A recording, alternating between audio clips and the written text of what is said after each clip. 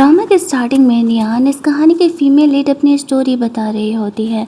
उसका कहना था कि 2 महीने पहले बहुत ही अजीब तरीके से उसकी डेथ हो गई है। आज सारा उसका डेथ रिचुअल हो रहा है, लेकिन उसे पता था कि एक्चुअल में गू, हु और जिजी 3 लोगों ने मिल करके नियान को मारा है। वो उनसे बदला लेने के लिए सोच ही रही थी उसकी सोल, तभी वेन वहाँ पर एंटर करता है। नियान ये देख के शॉक हो जाती कि ये यहाँ क्या कर रहा है। ये इसका बेंचमेट हुआ करता था स्कूल टाइम में, उस समय वो ब्लाइंड था। अब वो ठीक हो चुका है। नियान के मौत का बदला वो इन तीनों इंसान से ले रहा होता है। इनका कहना था नियान अपनी मरी है, इसमें हमारा कोई हाथ नहीं है। वैन उसे कहते हैं ठीक है, तो आज भी तुम इस कमरे में अपने ही मरोगे, इसमें मेरा कोई हाथ नहीं होगा। वो इन तीनों को मार डालता है। खून उसके फेस पर आके लग जाता है और इन तीनों को मार करके नियान के मरने का बदला ले करके वो यहाँ पर चले जाता है नियान के पास। कहता है सॉरी, मुझे आने में थोड़ा लेट हो गया। नियान को वो इस तरीके से रिंग पहनाता है जिससे नियान को और हमें दोनों को पता चलता है कि वैन नियान को पसंद करता था। इसके बाद वो खुद को भी हर्ट कर लेता है और वो भी नियान के साथ इस दुनिया को छोड़ करके चले जाता है। निहान की सोल उसे रोकने की बहुत ही कोशिश करती है, लेकिन कोई फ़ायदा नहीं था।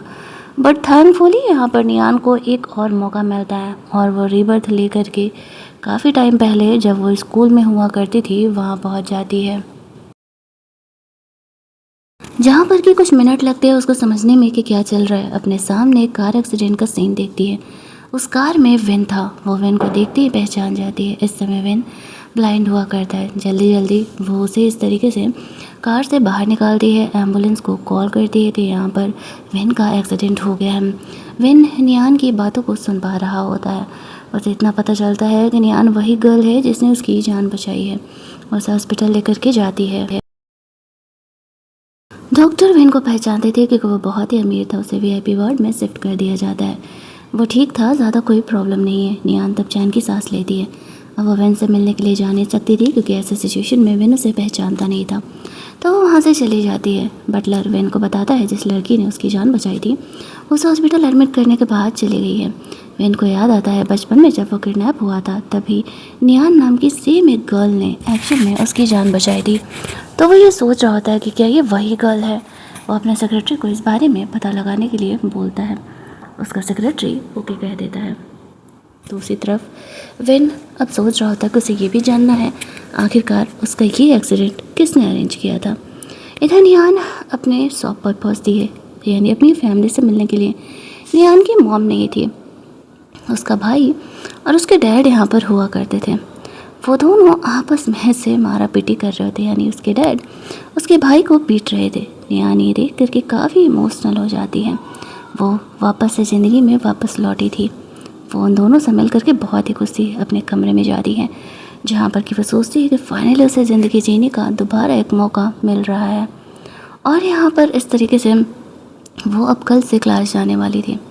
इधर वेन भी उस स्कूल में एडमिशन ले रहा होता है।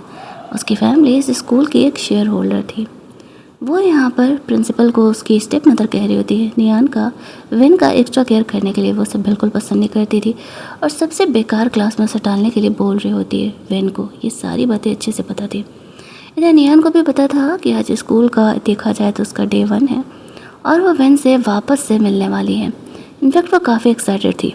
वो अपने भाई के साथ स्कूल जाती है जहाँ पर कि वेन, उसका सौतेला भाई हो और उसकी फ्रेंड जीजी तीनों ही साथ में आ रहे थे। और यहाँ पर वो बिल्कुल भी वेन को पसंद नहीं करता था और वो हमेशा ही वेन को उसके ब्लाइंड होने की वजह से उसे परेशान करते रहता था। लेकिन अब नियान ने मन ही मन सोचा था कि जब पिछली बार वेन ने उसके लिए रिवेंज लिया है तो इस बार वो उसका हेल्प जरूर ही करेगी। आज वेन का डे 1 था और इस तरीके से वो उसे परेशान करने के लिए, उसके साथ प्रैंक करने के लिए उसके सर के ऊपर पानी का बकेट गिराने वाला था, जैसे कि नियान देख लेती है। वो वेन का हेल्प करने के लिए अपने भाई की बॉल लेकर के उसके ऊपर फेंक देती है, जिससे कि वो पानी की बकेट जीजी के ऊपर गिर जाती है और वेन सेफ हो जाता है। वो जा करके वेन से बात करने लगती है। वो यहाँ पे नियान का एक पिक्चर क्लिक करता है और वहाँ से खिसक लेता है। वेन और नियान दोनों यहाँ पर पहली बार मिल रहे थे। वो वेन को कहती है डोंट वरी, मैं तुम्हारी दोस्त हूँ। आई नो कि तुम ब्लाइंड हो, चलो मैं तुम्हें तुम्हारे क्लास तक लेकर के चलती हूँ। फिर वो वेन को क्लास तक लेकर के जाती है। उसके चक्कर में वो खुद भी लेट हो गई थी। टीचर उसे देख लेता और उसे पनिशमेंट देने के लिए पकड़ रहा था। तब तक नियान वहाँ से जल्दी जल्दी खिसक लेती है। क्लास में जाकर के नियान अपनी इकलौती फ्रेंड से मिलती है जो कि पिछले जन्म में उसके चक्कर में मारी गई थी। नियान यहाँ पर बहुत ही इमोशनल हो जाती है। थोड़ी ही देर में यहाँ पे क्लास स्टार्ट होता है। टीचर आते और वह वेन को लेकर के आए थे। सबको एक एक इंट्रोड्यूस करा रहे थे कि वेन हमारे क्लास का न्यू स्टूडेंट है। नियान टीचर को कहती है उसे मेरे पीछे बिठा देने के लिए, वो ब्लाइंड है और वो उसका पढ़ाई में हेल्प किया करेगी। टीचर मना कर रहा था क्योंकि उसे पता था कि नियान कितनी थोड़ी शरारती टाइप की है, लेकिन फिर वेन कहता है नहीं नहीं टीचर मुझे कोई प्रॉब्लम नहीं है। उसे नियान के पीछे बिठा दिया जाता है। वो तो बहुत ही खुश थी। वेन से अपनी दोस्ती बढ़ाने की कोशिश कर रही थी, लेकिन वेन थोड़ा रिजर्व टाइप का था। वो ज़्यादा लोगों से बात नहीं किया करता था। उसकी फ्रेंड से कहती है कहीं तुम वेन में इंटरेस्टेड तो नहीं हो, बड़ा उसका ध्यान रख रही हो। नियान कहती है हाँ ऐसा कह सकती हो, मुझे उसका बिहेवियर बहुत ज़्यादा ही पसंद है। और उसकी फ्रेंड भी सोच रही थी चल क्या रहा है। इधर हो वेन के लिए बहुत ही घटिया सा लंच पैक करके लेके जा रहा था। नियान गुस्से में आकर के वही लंच बॉक्स हो के ऊपर फेंक देती है और इस चीज़ से हो इम्प्रेस हो जाता है। इनफैक्ट अब तो वह नियान को अपनी गर्लफ्रेंड बनाने के बारे में सोच रहा होता है। नियान हो को वार्न करती है कि वो वेन को बुली करना बंद कर दे। वो उसकी दोस्त और उसे बुली होते हुए नहीं देख सकती। फिर वो वेन के लिए नया लंच बॉक्स लेकर के जाती है और उसे अपने साथ खाने के लिए बोलती है। वेन यहाँ पर बिल्कुल भी तीखा नहीं खा सकता था। नियान लंच लेकर के आती है। जैसे ही वो खाता है तो उसे बहुत ज़्यादा स्पाइसी फील होने लगता है। नियान जल्दी जल्दी उसे अपना बोतल ऑफर करती है पानी पीने के लिए और कहती है डोंट वरी, अगली बार से मैं तुम्हारे लिए कम स्पाइसी फूड लेके आऊँगी। इधर हुओ को हम लोग देखते हैं वो नियान के बारे में पता लगा करके उसके आसपास के एरिया में पहुंचता है और उस पर अपना हक जताने के लिए पूरे एरिया को ही बाई कर लेता है, ये सोचते हुए कि अब तो नियान उसके चंगुल में आ ही फंसेगी। वो इतना अमीर जो है, लेकिन उसे पता नहीं था कि नियान ने पहले से सब कुछ सेटअप करके रखा है। इधर वेन का अंकल खू जो कि उसके भाई को इस तरीके से पिछले जन्म में बोली करके उसकी टांगें तोड़ दिया था, वही इस बार वो वापस से करने का प्लान कर रहा होता है। नियान जब ये हुओ का फैमिली का बोर्ड देखती है तो समझ जाती है चीज़ें अब थोड़ी फास्ट फॉरवर्ड हो रही हैं, मुझे यहाँ पर कुछ और करना पड़ेगा अपनी फैमिली को बचाने के लिए। वो दोनों वहाँ से स्कूल के लिए निकलते हैं। नियान को समझ नहीं आ रहा था कि वो क्या करे। इस तरीके से उसे पता चलता है कि वो नियान को प्रपोज करने का सारा पोस्टर वगैरह लेके आया, जिसकी वजह से उसका भाई यहाँ पर वो से लड़ रहा होता है।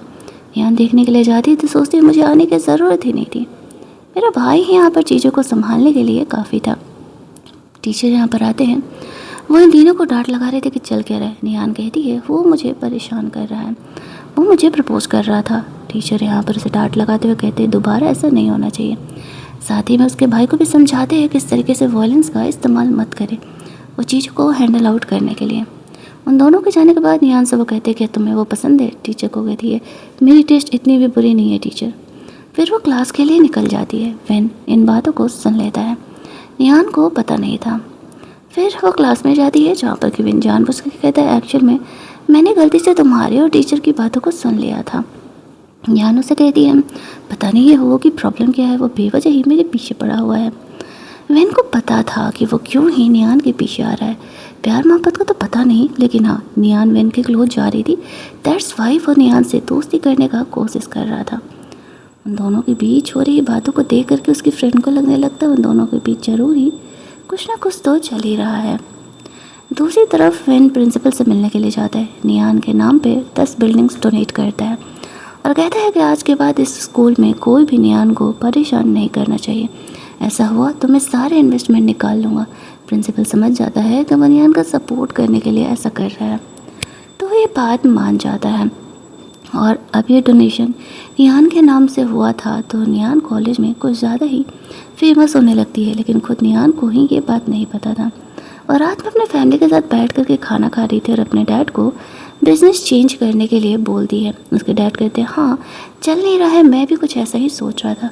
नियान ने सब कुछ प्लान करके रखा हुआ था और वो अपने डैड को बताती है तो उसके डैड बहुत ज़्यादा ही इस बात को लेकर के खुश हो जाते हैं और कहते हैं कि तब तो सब कुछ प्लान है, मैं इस गेमिंग सेक्शन को बंद करता हूँ और जैसा तुमने कहा है यहाँ पर मैं कराटे सेशन ऑन कर देता हूँ।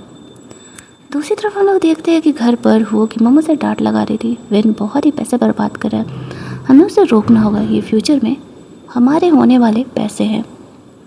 दूसरी तरफ हम लोग देखते हैं कि नियान नेक्स्ट डे जब वो कॉलेज जाती है तो देखती है कि वेन अकेले ही आया हुआ है। अब वेन आके साइकिल वगैरह से टकराने वाला था तो वो उसका हेल्प करने के लिए चली जाती है। ये बात वेन को पता था और वो इसी वजह से नियान को पसंद करने लगा था। क्लास में वो अपनी दोस्त से इसी बारे में बात कर रही थी, तभी एक लड़की वेन का नंबर लेने के लिए आती है। वो उसे मना कर देता है। अब वो लोग सोच रहे थे कि वेन अपना नंबर तो किसी को नहीं देता होगा, इसी वजह से नियान भी उसे उसका नंबर नहीं मानती है। हालांकि वो उससे उसकी फ्रेंड थी, उससे काफ़ी सारी चीज़ें उसकी शेयर होते रहती थी। पढ़ाई वगैरह से भी रिलेटेड वेन हमेशा ही नियान की हेल्प करते रहता था। लंच टाइम में जब वो लोग साथ में खाना वाना खा रहे थे तब यहाँ पर वेन नियान को अपना नंबर देता है। वो उसे कहती है तुमने तो उस लड़की को अपना नंबर नहीं दिया। वेन कहता है क्योंकि वो मुझे पसंद नहीं है। अभी इससे बात है कि मुझे उससे दोस्ती नहीं करनी, इसी वजह से मैंने उसे अपना नंबर नहीं दिया था। निहान खुद को वेन के लाइफ में स्पेशल फील करने लगती है। और बेस्ट सी बात है क्योंकि यहाँ पर उसने उसे अपना नंबर जो दिया था, दोनों साथ में खाना खा रहे होते और निहान उसका केयर कर रही थी जैसे कि वो उससे सही में प्यार करती है। पिछले जन्म में वेन ने उसका हेल्प किया था तो बेस्ट सी बात है इस जन्म में निहान अब वेन का हेल्प करने का डिसाइड करती है। इधर इधर इन दोनों को साथ साथ देख करके वो जीजी को कहते हैं काम करो, तुम जा करके नियान के भाई को पटाने का कोशिश करो और बाकी काम मैं संभाल लूँगा। ये सब कुछ उसे अपने अंकल गू के कहने पर करना पड़ता है। गू जब गेम खेल रहा होता है तो जीजी उसे सपोर्ट करने के लिए आती है। अब नियान कन्फ्यूजन में थी कि ये पागल लड़की कर क्या रही है, क्यों ही मेरे भाई के पीछे पड़ी हुई है। तो वो अपनी फ्रेंड को कहती है काम करो, तुम ना मेरे भाई के लिए वोटिंग करो। मैं नहीं चाहती हूँ कि मेरा भाई इस तरीके से जीजी के पीछे पड़े। आफ्टर दैट जब वो अपने घर जाती है तो वेन निहान के लिए कुछ उसके हैंड रिटन नोट्स लेकर के आता है जिससे कि वो पढ़ करके यूनिवर्सिटी के एग्ज़ाम के लिए रेडी हो सके। निहान काफ़ी शुक्रगुजार थी। वो बाहर कुछ ग्रॉसरी शॉपिंग करने के लिए जा रही थी तो वेन को अपने साथ लेकर के जाती है। वो पहली बार बाइसिकल से ट्रैवल कर रहा था। निहान उसे पीछे बैठा करके लेकर के जाती है। वो दोनों मार्केट में पहुंचते हैं जहाँ पर कि काफ़ी सारी चीज़ें शॉपिंग करते हैं। वहाँ पर कुछ शॉपकीपर्स निहान के जान पहचान के थे तो वो वेन को देख करके पूछे थे वो कौन है। तो निहान बस इतना बताती है कि वो उसका क्लासमेट है। घर लौटते टाइम वेन निहान को बताता है कि वो फॉरेन जा रहा है 15 दिनों के लिए। निहान को पता था कि वो अपनी आंखों के ट्रीटमेंट के लिए जा रहा है। उसे ऐसा लग रहा था कि वेन की आंखें इस बार ठीक नहीं होने वाली, फिर भी वो वेन को मोटिवेट करती है कि वो उसके वापस आने का इंतज़ार करेगी। वो यही तो चाह रहा होता है और कहता है कि ठीक है वो जल्दी ही लौटेगा। आफ्टर दैट वो बिजनेस ट्रिप के लिए निकल जाता है। दूसरी तरफ गो उन दोनों पर गुस्सा कर रहा था कि वेन अपनी आंखों का ट्रीटमेंट कराने के लिए गया है, एक बार उसकी आंखें ठीक हो गई तो फिर हमें बिजनेस में कुछ भी नहीं मिलने वाला है। जीजी कहती है कि नहीं नहीं मैं कुछ कोशिश करती हूँ उसका ये आंखों का ऑपरेशन सक्सेसफुल नहीं होने देने के लिए। क्या विलेन बनेंगे ये लोग, इनका तो कोई भी प्लान काम ही नहीं कर रहा था इस कहानी में। ये स्टोरी मैं बस और बस वेन के लिए बना रही हूँ क्योंकि मुझे वो बहुत ही पसंद है इस कहानी में।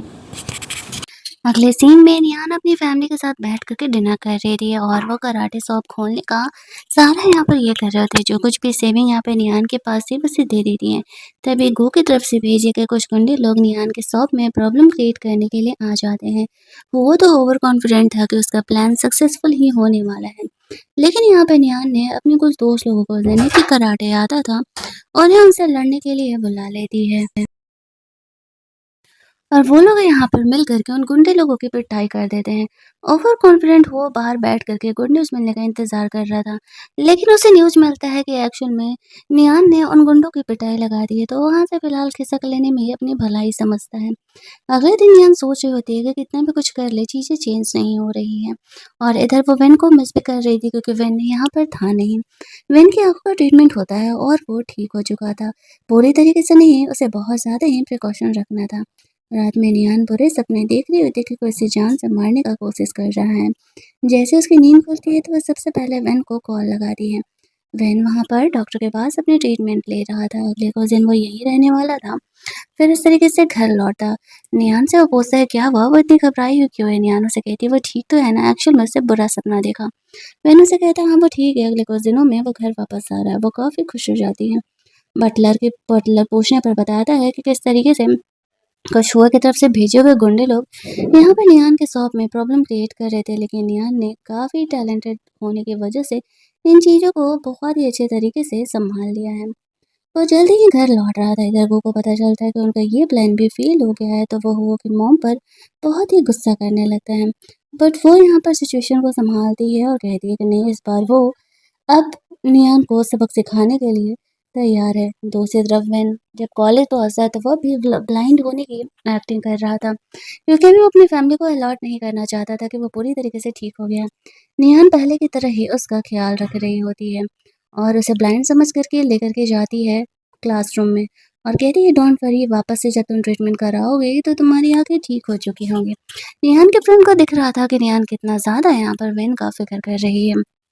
वो उसके लिए हर रोज़ लंच लेकर के आया करती थी। दोनों लिख कर के बातें कर रहे थे ताकि वेन देख ना सके और वेन उनकी बातों को सुनने का कोशिश कर रहा था। दोनों बाहर जाकर के बात कर रहे थे तो निहान अपने फ्रेंड को कहती है कि भले ही वो वेन को पसंद करती है बट उसे डर है कि अगर वेन उसे पसंद नहीं किया या फिर जब उसकी आँखें ठीक हो गई तब उसे नापसंद किया तो वो इस चीज़ को झेल नहीं पाएगी। वेन यहाँ पर आता है और वो निहान को अब तक उसका हेल्प करने के लिए एक गिफ्ट देता है जो कि बहुत ही महँगा था। हालाँकि निहान अभी उसे यहाँ पर ओपन नहीं करती है और वो गिफ्ट लेकर के घर चली जाती है।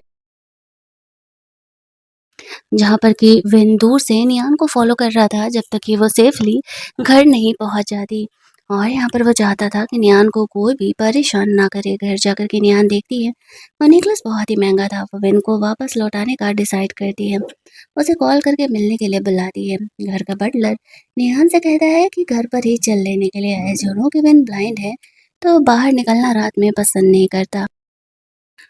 और वो उसे ये कहते हुए घर लेकर के जाता है। घर का बटलर केनियान आपसे घर पर ही मिलना चाहता है। वो उन दोनों की जोड़ी भिड़ाने के इरादे में था। वह नहा रहा होता है और वो जानबूझकर के नियान को उसका इंतज़ार करने के लिए बोलता है। नियान उसका घर देखते-देखते गलती से विन के कमरे में एंटर कर जाती है, जहाँ पर कि वो ऐसे बात ले रहा था और नियान उसे देख लेती है। अब वो काफ़ी ज़्यादा वाली ऑकवर्ड हो जाती है। विन नियान को देखने के बाद उसे बटलर की तरह जानबूझकर के ट्रीट कर रहा था और उसे अपने लिए टॉवेल लाने के लिए कहता है। नियान बहुत ही ज़्यादा एम्बैरेस होने लगती है लेकिन वो कर भी क्या सकती थी। वो बटलर बन करके इस तरीके से उसे शॉर्ट वर्ड पहनाती है। उसके दिल की धड़कनें काफ़ी बढ़ी हुई थी और वह फुल ऑन इस बात का मज़ा ले रही थी। उसे बटलर बन करके शर्ट पहनाने के बाद वह शर्माते हुए वहाँ से बाहर निकलती है, जहाँ पर कि विन तो नियान के फुल ऑन मज़े ले रहा होता है। अब वो उसे ढूँढते हुए बाहर आता है तो नियान कहती है कि अरे ये तुम्हारा बटलर ही तुम्हारा हेल्प कर रहा था, मैं तो बस अभी-अभी यहाँ पर आई थी। विन उससे फिर ज़्यादा सवाल नहीं करता है। यहीं दूसरी तरफ जो घर का बटलर था वो जानबूझकर के कमरे की लाइट ऑफ करने के इरादे में था ताकि विन और नियान और ज़्यादा ही क्लोज आ सकें। वह नियान से कहता है कि क्या तुम मेरी फ़िक्र कर रही हो कि कहीं मुझे चोट ना लग जाए?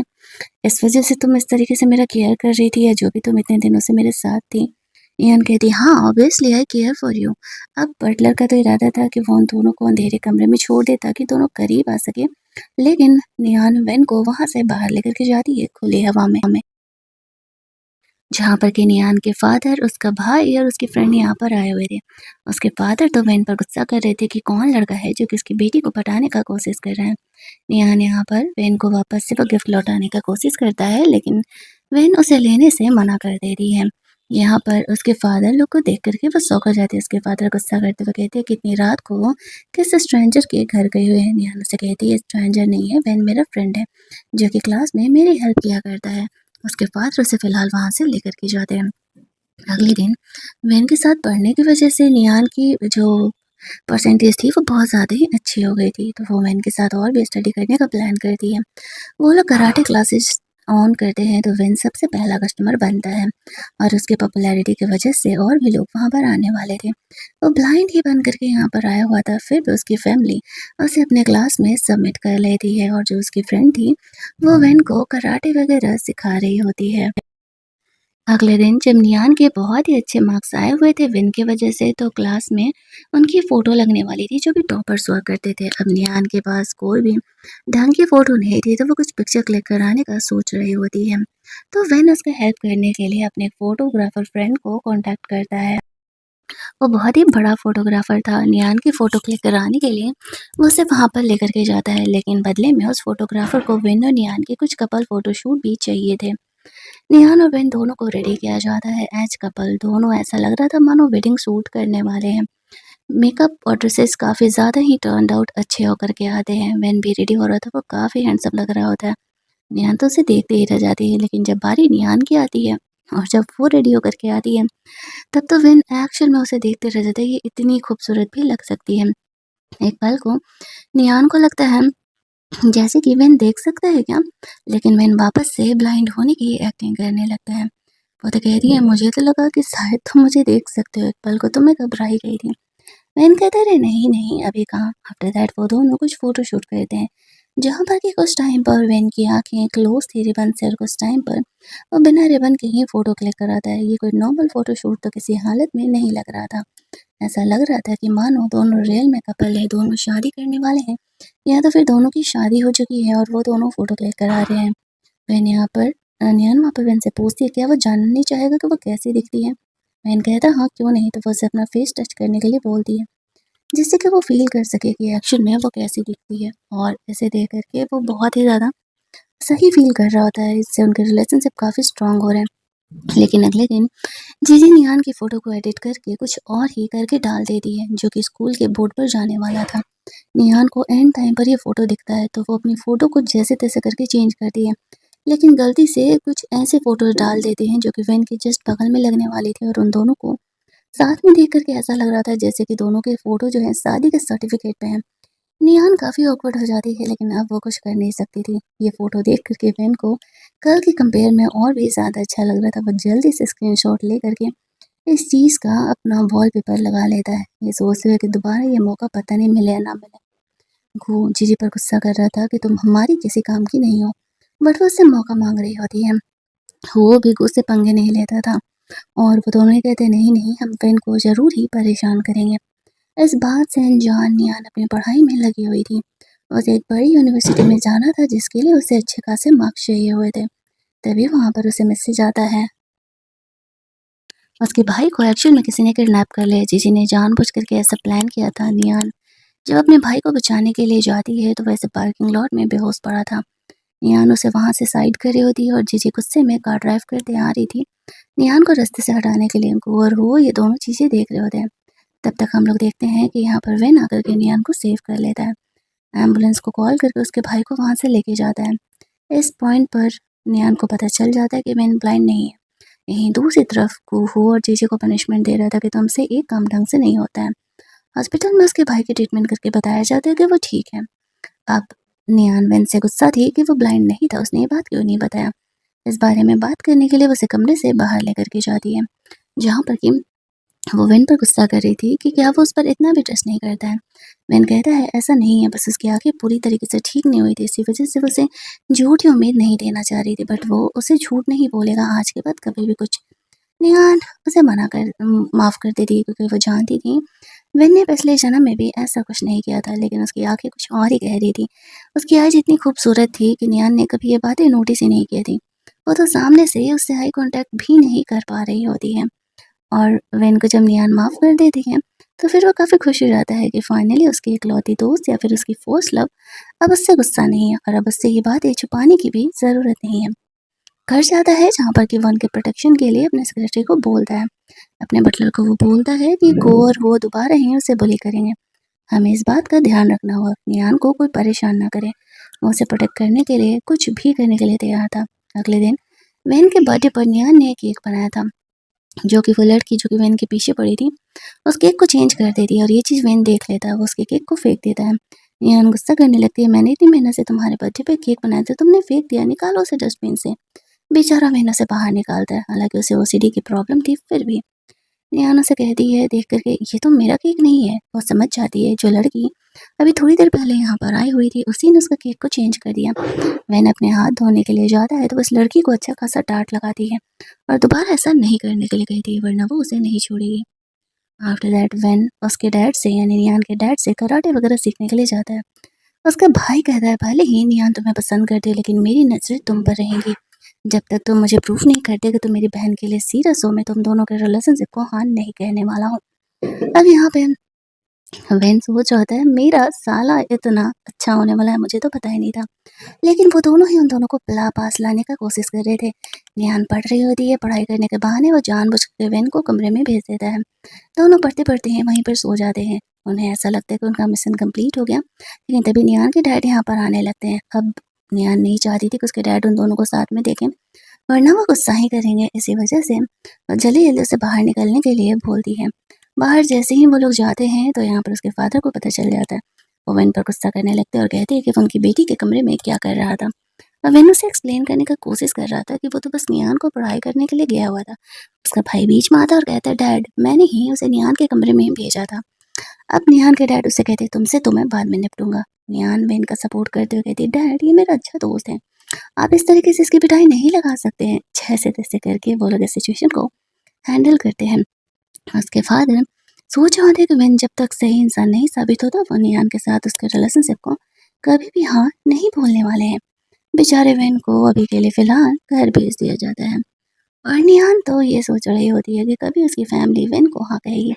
अगले दिन रिजल्ट आता है और निहान टॉप 2 पे थी, टॉप पर वेन था। वो बहुत ही खुश थी, अब दोनों ही सेम कॉलेज में जा सकेंगे। खुद वेन ने भी यही प्लान किया हुआ था, इसी वजह से तो वो निहान को इतनी मेहनत से पढ़ा रहा था ताकि वो दोनों सेम कॉलेज में जा सके। लेकिन ये सारे प्लान एक्चुअल में वेन के थे, ये बात निहान को पता नहीं था। अगले दिन न्यू ईयर था, वो दोनों ही साथ में डेट पर जाते हैं। हालांकि किसी ने किसी को कन्फेस नहीं किया था, लेकिन दोनों जानते थे कि वो दोनों एक दूसरे से प्यार करते हैं। दोनों एक दूसरे को गिफ्ट्स वगैरह देते हैं। घर जाकर के जब नियान गिफ्ट को देखती है तो वो सोचती है कि ये तो बहुत सारे पैसे हैं, उसने तो कभी एक्सपेक्ट भी नहीं किया था। अब यहाँ पर वो सोच रहे थे कि वेन सच में इतना ज़्यादा अमीर है, कहीं उसे ऐसा ना लगे कि वो उसका फ़ायदा उठा रही है। इनफैक्ट वो रात में वेन के बारे में ही सपने देख रही थी, उसे हेलुसिनेट कर रही थी। वेन नियान को कन्फेस करने का प्लान कर रहा था, लेकिन अपने फैमिली प्रॉब्लम को सॉल्व करने के बाद अगले दिन वो नियान को बताता है कि फाइनली वो दोनों सेम कॉलेज में एडमिशन ले सकेंगे क्योंकि उनका परसेंटेज बहुत ही हाई आया है। ये सुनकर के नियान बहुत खुश हो जाता है। वो अब अपना लास्ट चाल चलना चाह रहा था। वो चीज़ें को कहता है, लास्ट वार्निंग है तुम्हारे पास, अगर ये काम पूरा नहीं हुआ तो मैं तुम दोनों को जिंदा नहीं छोड़ूंगा। अगले दिन वो यहाँ पर कुछ अलग ही प्लान कर रहे होते हैं और इस तरीके से अब वो नियान को कंट्रोल करने के लिए उसकी फ्रेंड का हेल्प लेने का डिसाइड करते हैं। हालांकि अब तक नियान को पता नहीं था। वो वेन के साथ अपना डेट वगैरह एंजॉय कर रही थी। दिन तो बहुत ही सही जाता, उन्हें पता नहीं था आगे होने क्या वाला है। लेकिन तभी वहाँ पे रात में नियान को कॉल आता है। जो कू है वो इस तरीके से उसकी फ्रेंड को बुली कर रहे हैं। इनफैक्ट उसने तो उसे किडनैप भी कर लिया है, तो वो सब कुछ छोड़ करके अपनी फ्रेंड को देखने के लिए वहाँ पहुँचती है, जहाँ पर कि वो अब सीधे से यहाँ पर गू से मिलती है। वो सोचती है कि फाइनली इस जन्म में उससे मिलना ही पड़ा उससे, जहाँ पर कि वो गू से इतनी दूरी बना करके रखना चाह रही थी। गू से कहता है कि एक्चुअल में तुम यहाँ पर अब मरने वाले हो क्योंकि तुम वेन के कुछ ज़्यादा ही क्लोज हो और इस वजह से उसे ज़िंदगी जीने का मोटिवेशन मिल रहा है। वो हँसते हुए कहती है, तुम्हें लगता है कि वेन तुम्हें छोड़ने वाला है? हम दोनों एक दूसरे से बहुत ही प्यार करते हैं, हमारा जन्मों का रिश्ता है। मैं इन सारी बातों को सुन रहा था। जैसे ही वो नियान को बुली करने वाला था, वो बीच में आ जाता है और वो नियान को सेव करके वहाँ से लेकर के जाता है। गू हो और जीजी को इस जन्म में जेल भेज दिया जाता है, जिसके बाद से कि वो लोग नियान को कभी बुली ना कर सके। आफ्टर दैट कहानी के एंड में वेन यहाँ पर नियान को प्रपोज करता है और कहता है जैसे उनके कॉलेज ख़त्म होंगे वो दोनों शादी का सर्टिफिकेट ले लेंगे अगर नियान को कोई प्रॉब्लम नहीं है तो वो तुरंत ही हाँ कह देती है और इसी हैप्पी एंडिंग के साथ हमारी ये कहानी कंप्लीट हो जाती है। चैनल पर बने रहना, सब्सक्राइब कर लेना क्योंकि एज यूजुअल हर रोज़ मैं बहुत सारी नई इंटरेस्टिंग स्टोरीज़ आप लोगों के लिए लेकर के आती हूँ। चलिए जल्दी से मिल लेते हैं हम लोग एक और नई कहानी के हिंदी एक्सप्लेनेशन में। तब तक के लिए कीप लिसनिंग।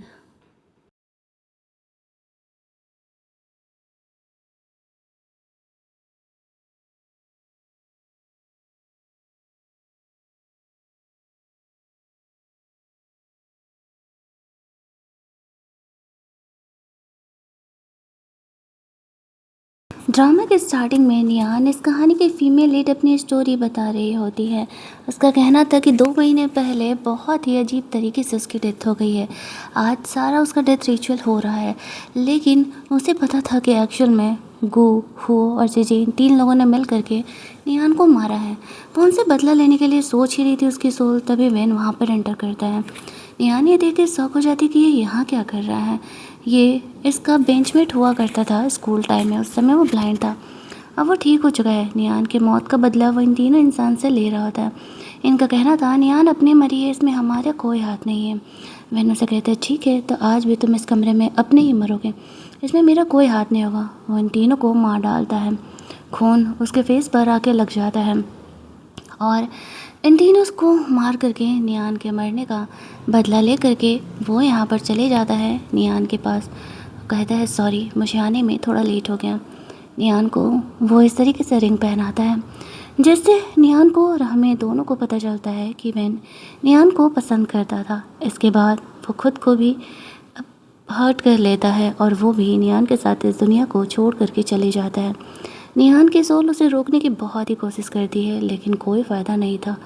बट थैंकफुली यहाँ पर निहान को एक और मौका मिलता है और वो रीबर्थ लेकर के काफ़ी टाइम पहले जब वो स्कूल में हुआ करती थी वहाँ पहुँच जाती है,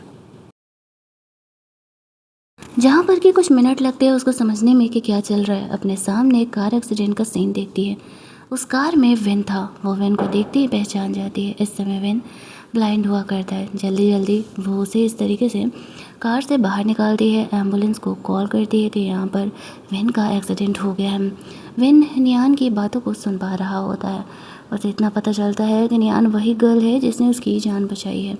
उसे हॉस्पिटल लेकर के जाती है। डॉक्टर विन को पहचानते थे क्योंकि वो बहुत ही अमीर था। उसे वीआईपी वार्ड में शिफ्ट कर दिया जाता है। वो ठीक था, ज़्यादा कोई प्रॉब्लम नहीं है। नियान तब चैन की सांस लेती है। अब वो विन से मिलने के लिए जा नहीं सकती थी क्योंकि ऐसे सिचुएशन में विन उसे पहचानता नहीं था, तो वो वहाँ से चली जाती है। बटलर विन को बताता है जिस लड़की ने उसकी जान बचाई थी उसे हॉस्पिटल एडमिट करने के बाद चली गई है। विन को याद आता है बचपन में जब वो किडनैप हुआ था तभी नियान नाम की सेम एक गर्ल ने एक्चुअल में उसकी जान बचाई थी। तो वो ये सोच रहा होता है कि क्या ये वही गर्ल है। वो अपने सेक्रेटरी को इस बारे में पता लगाने के लिए बोलता है। उसका सेक्रेटरी ओके कह देता है। दूसरी तरफ विन अब सोच रहा होता है कि उसे ये भी जानना है आखिरकार उसका ये एक्सीडेंट किसने अरेंज किया था। इधर नियान अपने शॉप पर पहुंचती है, यानी अपनी फैमिली से मिलने के लिए। नियान की मॉम नहीं थी, उसका भाई और उसके डैड यहाँ पर हुआ करते थे। वो दोनों आपस में से मारा पीटी कर रहे थे, यानी उसके डैड उसके भाई को पीट रहे थे। नियान ये देख करके काफ़ी इमोशनल हो जाती है। वो वापस से ज़िंदगी में वापस लौटी थी। वो उन दोनों से मिल करके बहुत ही खुश थी। अपने कमरे में जा रही है जहाँ पर कि वो सोचती है कि फाइनली